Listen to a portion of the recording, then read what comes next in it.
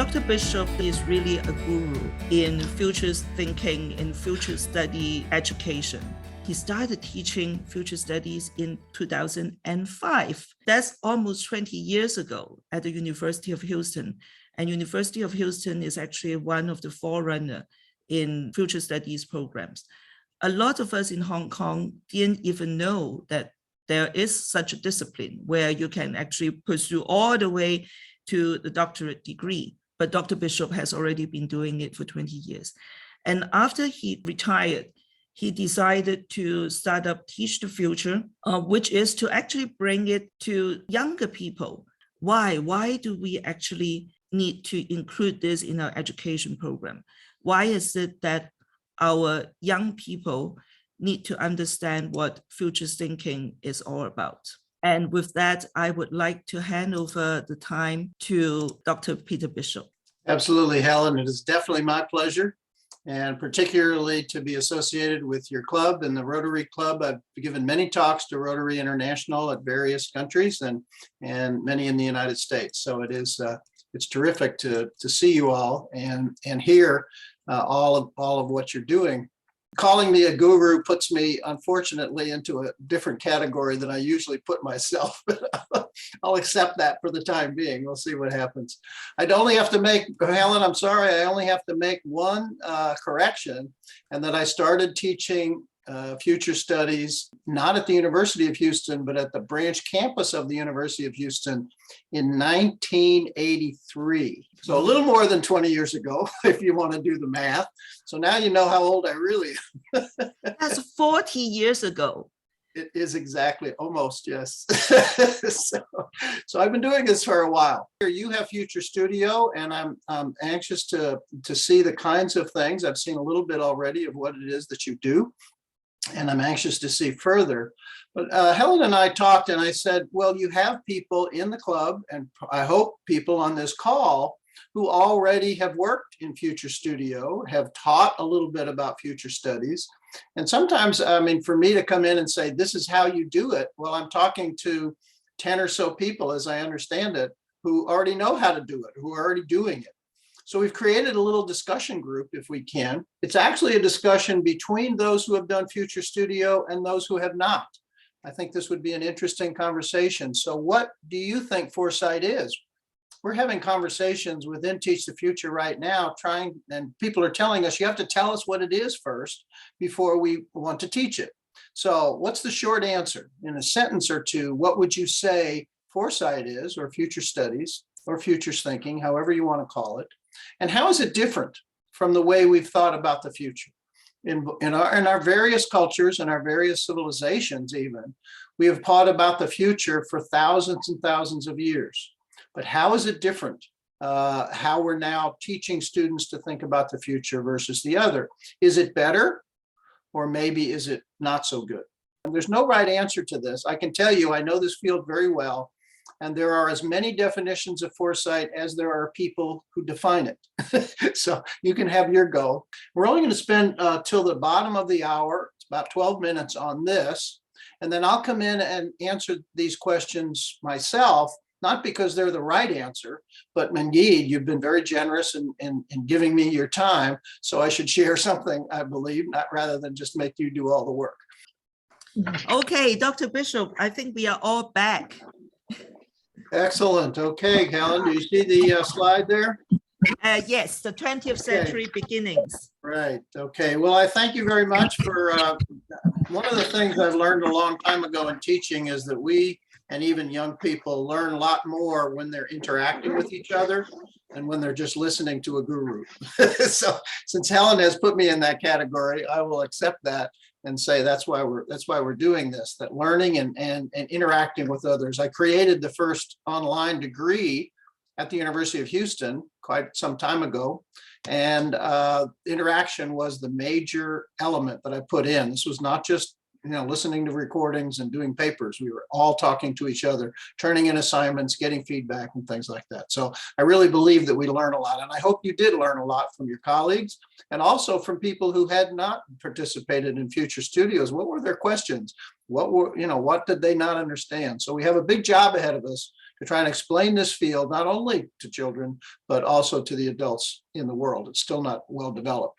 What you're seeing now are the people that I believe this field actually began in the 1950s and 60s. And these are two Europeans, the gentleman on the left there, Fred Polak and Bertrand de Juvenal, a Dutch and a French thinkers in those days. And then the Americans, Rachel Carson from the environmental movement, Herman Kahn from the Defense Department, of course, Alvin Toffler's book, Future Shock, and Danelle Meadows' book, Limits to Growth, are pioneering studies in there. And so the point that I would like to address, 3 points, and first of all is, why are we doing this now? What is it about our world today that gives us the reason and motivation and indeed the necessity to think differently about the future than what we used to do? And there are 2 ways that we thought about the future in the 20th century, and these were advances. I mean, we're not using exotic and mystical or serendipitous ways of thinking about the future. We are doing it in a professional capacity, and that's really an advance. This began a long time ago in the 1920s, even in the 30s. People started tracking trends, and people started planning and doing strategic planning way back about 20 years ago or 100 years ago.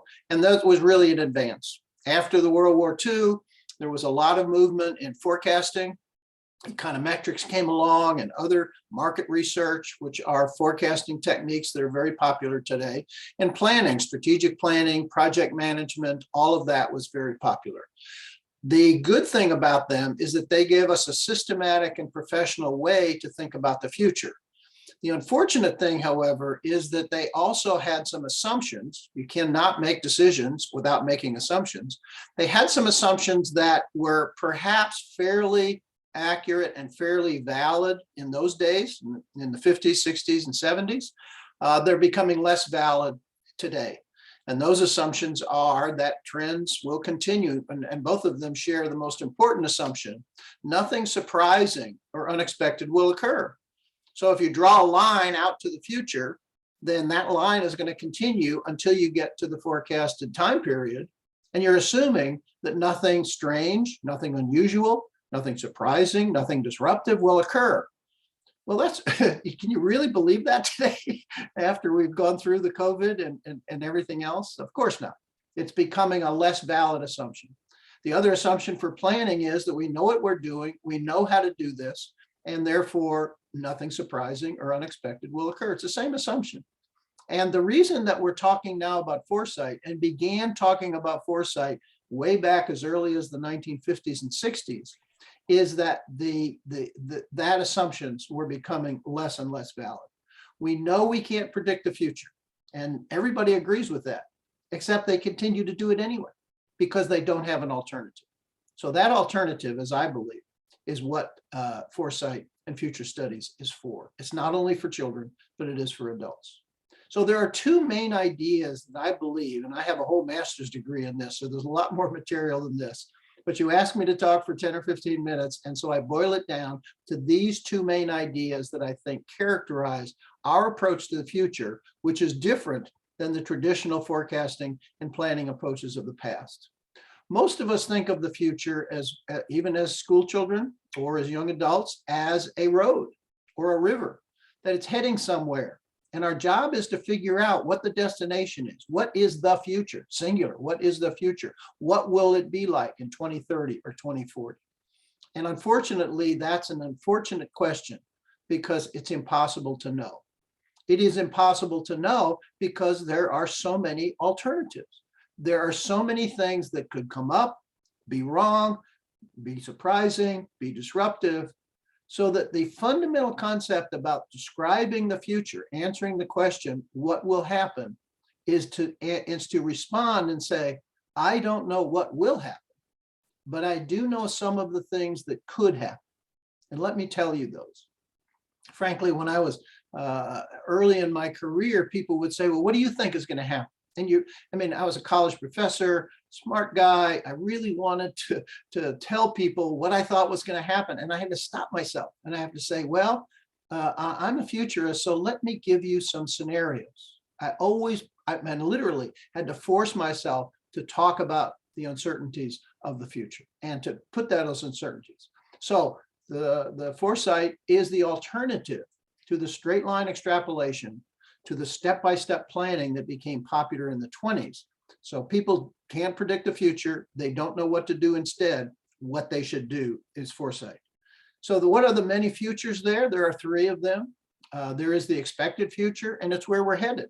This is what you'll get from a traditional forecasting exercise, what you'll get from consultants and government agencies. This is what is going to happen. End of story, full stop. We come along and say, okay, that could happen, and we expect it to happen, but it is not guaranteed to happen. And as a result, we also propose some alternative futures. Frankly, they may not be as probable or as likely as the expected future, but it is probably more likely that one of them is going to occur rather than the expected future. So we have this set of alternative futures. And finally, there are some of those futures that we want to see happen, and there are some that we don't. And that's called the preferable future. We're allowed to say, we're not just accepting the world as it is, we're allowed to say what we would prefer and what indeed we are going to work for. So I call this a revolution in thought because we are breaking some of the rules that we all learned in school and in professional work. First of all, foresight gathers data from a much wider set of thinking than professionals do usually, because they're experts, they're specialists, they're economists, or they're political scientists, or they're geologists, or they're atmospheric scientists. They don't know about other fields. Well, a foresight professional has to know about all the fields. It has to know how all of this fits together in order to be able to paint a picture of all the alternatives that could happen. I would say that our analysis is deeper. We are surfacing assumptions. We are identifying them. We're saying you don't know as much as you think you do. You have beliefs about the future that have been unexamined and unchallenged. And here we'll do that with respect. We're not saying you're wrong, but have you thought about this? Have you thought about that? So coming up with the alternatives and the assumptions and the uncertainties of the future is our job. And finally, we tend to think longer than most people. Most people are professionals, at least, thinking about the future 1 or 2, maybe 3 years ahead. Business futures, policymakers in government, they're not thinking long-term. So we think of long-term. What will happen next? And after that, and after that, and after that. And what are the values that they will be enhanced? And what are the values that will be compromised? So that's the first significant idea. If you carry this away, the future is many, not one, because the uncertainties are growing as we go along.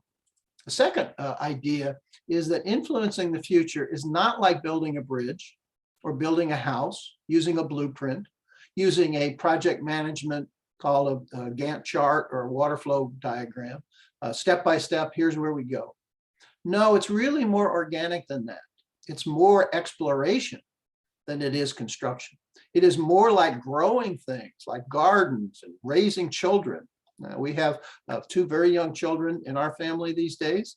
And let me tell you, you can have a plan, but that doesn't mean it's going to work. And so we have to be flexible. We have to be adaptable. And indeed, again, in the COVID times, how many plans had gone awry? How many ways have we had to adapt and be that? So all of this is the reason that we say that foresight is better than the traditional. Why is it better? Because we are living in something called the changing conditions of change. Change goes on all the time. It's gone on since the ancient world. There's always change. But change in the 21st century is growing faster and is more disruptive. And therefore, our view of the future is so uncertain that we can't just assume, well, it'll probably end up here. We'll just plan for that and we'll stop there. The changing conditions of change is the reason foresight is better. The higher rate of change creates uncertainty. The future happens faster. We haven't really predicted it. We haven't really thought about it that way. And the frequent disruptions that occur. All the disruptions that occurred, imagine the disruptions that have occurred, say, since the 1970s, since those pioneers were already writing about things. things, environmental disruptions and political disruptions and wars and new technologies and things like that. To say that a long-term plan will go just the way you want it to is really kind of silly. And each of those disruptions changed industry. Each of the people in these industries had to wake up one day and say, this is not what I studied in school. This is not what I entered. I don't like this, first of all, but we're going to have to adapt if we are going to survive. And indeed, the industries and the disruptions also change our daily life, change how we communicate, change our family structure, change how we buy and consume materials, how we travel, all of those things, those disruptions have an effect on that. So the reason the answer to the second set of questions is, why is foresight better? Because it takes in these increasing rate of change and these disruptions, it takes the changing conditions of change into account. Not that we know what's going to happen, of course not, nobody does, but at least we're paying attention to the uncertainties and putting that in the form of scenarios. This is the term that I think you used in Future Studio. Very popular term that describes our time and the future. And it's becoming more like that all the time. More uncertain, more complex, more ambiguous. Do you have a hard time making sense? And I don't know that anybody can make complete sense out of it, but we try and accept the fact that it is it's not a simple model. It's not simple, it's complicated, and therefore we have to deal with it.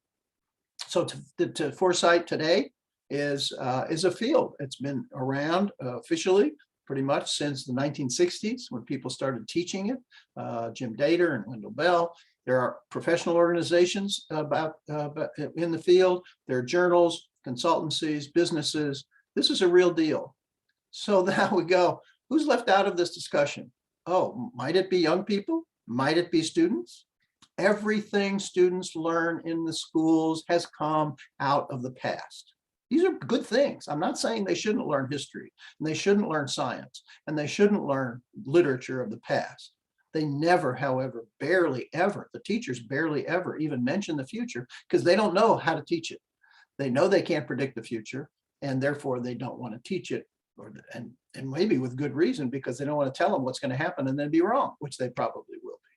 So we created Teach the Future to say, no, there are other ways of teaching it rather than telling them what will happen as we do in the past, tell them what did happen. So we have three things that we're working for. We obviously want schools to adopt futures as part of their curriculum. We want teachers to teach it. If the school is not going to adopt it, at least they would have some flexibility to teach it. We do workshops and work with other extracurricular programs like Future Studio to share this with young people. Now, sometimes it's with students in schools, sometimes it's with outside of school and extracurricular activities. We have two books that we use as the basis of our teaching. One is called the Futures Thinking Playbook. It's essentially a scenario development process for middle school students, 12 to 14 years old or so. And then Shaping Our Future is a high school oriented version. Both of these are based upon the University of Houston model, but they're very mainstream, and they help students think about the future as a whole set of alternatives, and then ask the question, well, which of those do we want? What do we like about that? What do we not like about that? We've assembled a library of 60 or more different lessons and pieces, syllabuses for courses, and it's all available free for download for teachers. We've had 300 downloads by itself. I think something like 3,000 downloads since we started this about 5 years ago. So we're putting these materials out. We have a hard time tracking whether people are using them, but they are using them. They're downloading them. So basically, our message is that we should be including young people in learning about this. If you have educators in your family, if you have educators in your community, if your club wanted to say, we want to help sponsor schools to do this, we would love to help you and train the teachers and do this kind of thing. Our motto is to prepare students for tomorrow by teaching the future today. And that's basically what we're doing. So Helen, I don't know if that's a guru talk or not, but I hope it's a little bit of help in how we're approaching these things. Thank you so much, Dr. Bishop. Sean, should I hand over the time to you. Right. Yes. Once again, thank you so much, Dr. Bishop, for this. Well, I would pretty much say is, more than I gain from my expectation. You get what you pay for, Sean. Materials and resources that you kind of shared with us, very kindly shared with us. Okay, good. Absolutely. And that's our job, is to do that. If you have, and literally, I really need your assistance. Talk to if you have children and teachers in your family, talk to them. Why are you studying the past and not studying the future? And they'll say, well, we don't know how to do that. Oh, I know somebody who can help you do that. That's the simplest question in the world. So maybe we'll get some schools in Hong Kong to adopt future. Absolutely. I'm sure many of us are, just by looking at their faces, that they're interested. I can see their eyes kind of go bigger.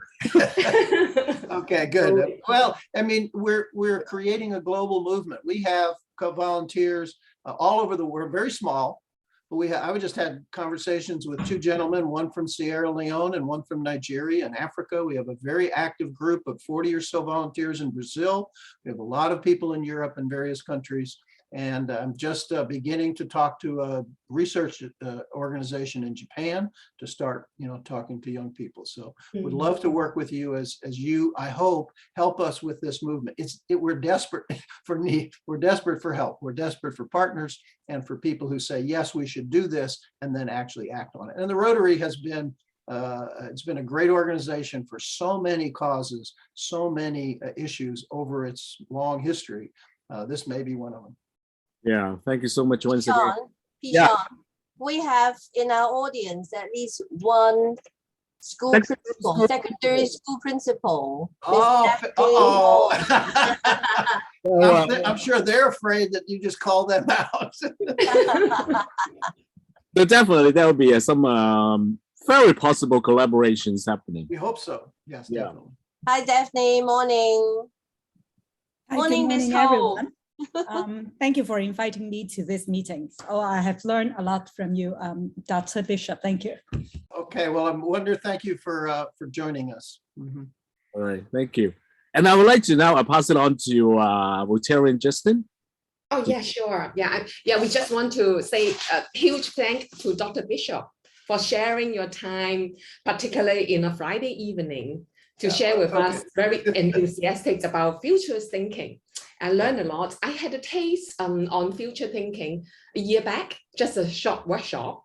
Really? And I knew a little bit about it, but now you have enriched and exponentially increased my interest in future thinking. And also thank you so much for sharing all the very useful resources to us. I remember when I was in... People think that it's very complicated. If we just taught those two ideas, the future is one, not many.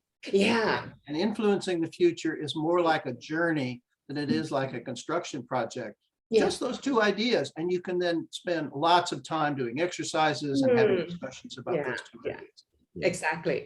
Yeah, I agree. Yeah, it's many opportunities and alternatives of ways of approaching, in this situation. I think the topic you have shared with us also come in very timely in this very difficult moment.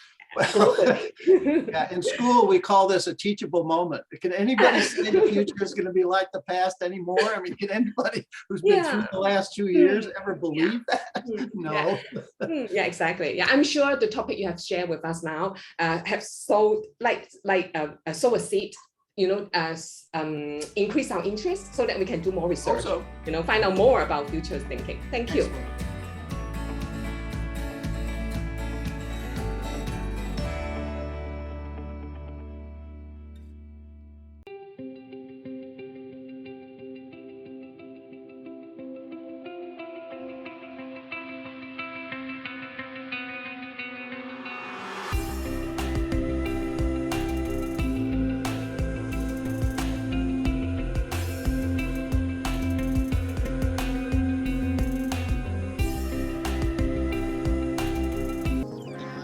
Imagine the better future we could have. Imagine that future.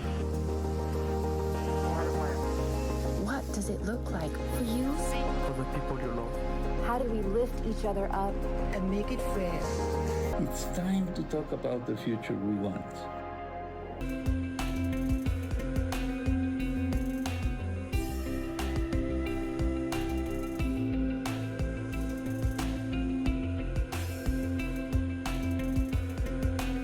Future Thinking 入邊一個好基本嘅概念咧，就係未來其實係一個眾數嚟嘅。咁亦即係話咧，未來嘅可能性咧係有好多好多嘅。而呢個 model 咧就係可以幫助到我哋去預示呢啲眾多嘅未來啦。Four Futures Model 咧係由 Professor Jim Data 喺1979年提出嘅。咁呢一個 model 嘅發展咧，其實係經過佢長時間喺對於社會變遷嘅研究上邊咧所得出嘅一個結論嚟嘅。Professor Data 咧就用圖表代表咗4個未來嘅發展模式。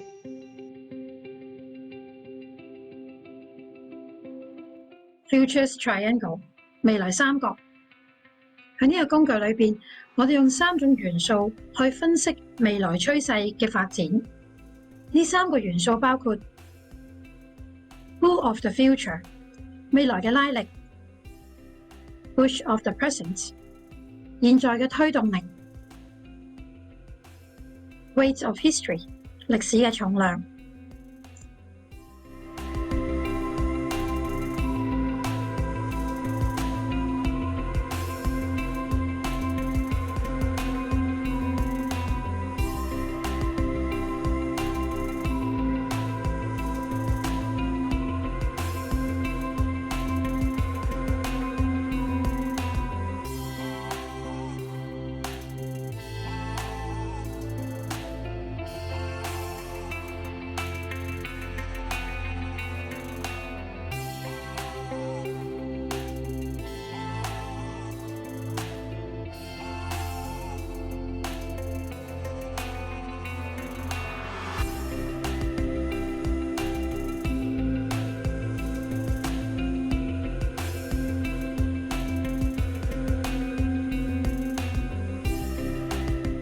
其實我覺得呢個 project 係一個好新奇，同埋就係你想有幾大諗頭都可以幾大諗頭嘅一個 project 啦，即係可以冇框框嘅。咁同埋我哋 committee 入邊咧，有時會做一啲 mini future 房嘅，咁就會一齊去 brainstorm 下一啲未來嘅教育啊、職業啊同埋藝術嘅。咁我記得咧好深刻嘅就係其中一節入邊，我哋要去發明未來嘅藝術品啊。咁咧有一個例子就係一件可以潛水嘅單簧管喎，咁所以就係覺得大家諗啲嘢可以有幾爆就幾爆喎。咁另外仲有一個就係喺 Christmas Carol 嘅時候，我哋係即係整咗一個係 online 嘅係 virtual 嘅 Christmas Carol 啦。咁我哋用到 Allspace VR 同埋 Nowhere 呢啲嘅 platform 啦。咁我就即係好大嘅反思就係以前會覺得 Zoom 已經係好勁㗎啦，因為以前未試過唔使出門口都可以喺屋企入邊見朋友，或者係開會或者係上堂喎。咁但係原來去到過咗一段時間之後，而家係連 Zoom 都好似落後咗outdate 咗咁樣，就會再不斷去發掘一啲新嘅 platform 喎。所以就覺得原來就算 Zoom 都會有玩厭嘅一日㗎。咁同埋喺即係成個 project 入邊啦，都會聽到唔同參加者嘅心聲啊。咁有啲説話，我覺得可以 call 一 call 係幾有反思嘅，係啦，可以反思嘅。咁例如就係話呢啲看似冇可能實現嘅嘢啦，但係咧喺未來，即係佢未實現之前咧，都係會被視為荒謬嘅。咁又另外就係話未來咧，其實唔係去等運到喎，我哋亦都唔係跟住人去走，因為我哋唔係棋子喎。咁同埋亦都有人話如果你而家唔去預備，唔去征服未來或者科技嘅話咧，佢哋係會征服翻你嘅喎。咁所以我覺得呢一個嘅 project 成個體驗就係真係好新奇啦，同埋就係覺得好震撼啊！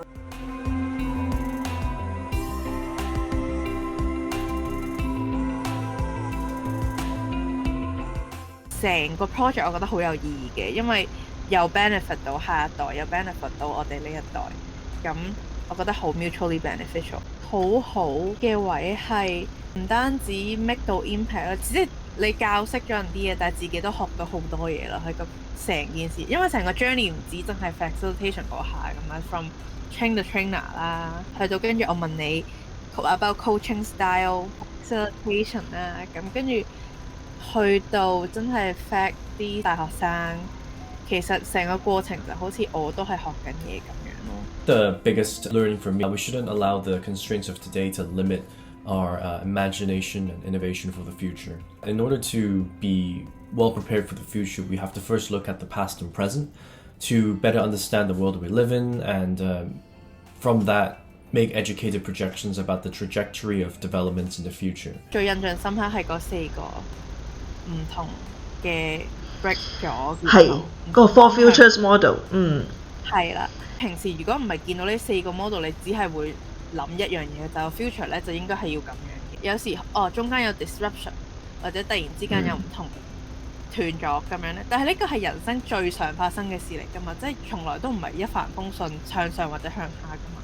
斷咗嗰下又點咧？ A really big change that I made to my thinking and the way that I approach uncertainty would mainly pertain to the idea that I shouldn't write anything off too quickly, and I should always seek to explore more possibilities with applications and innovations in the future. So I thought that this was really something that was incredibly valuable to my own work in life. What I really liked about these sessions was that it doesn't really impose any ideologies on us. It's very collaborative. You can speak to people, work together, and understand their own experiences and how they relate to the subject matter that we're discussing. And the very independent and working together designed really allowed us to apply the thought models to our own experience in a very easy way. 仲有你上次嗰個你個熱身活動咧，咪好多顏色喺度拉嘅。邊一個顏色拉？你撳落去。個 Color Push 係。係啦，嗰個反而係又係我其中一個最 inspirational 嘅嘢咯，就係我以為係得一個方向，原來撳唔同嘅嘢會出唔同嘅嘢，然後會定喺唔同嘅格。咁喺嗰度嘅 reflection 反而俾我自己嘅 personal inspiration 就係話，其實生活都可以係咁。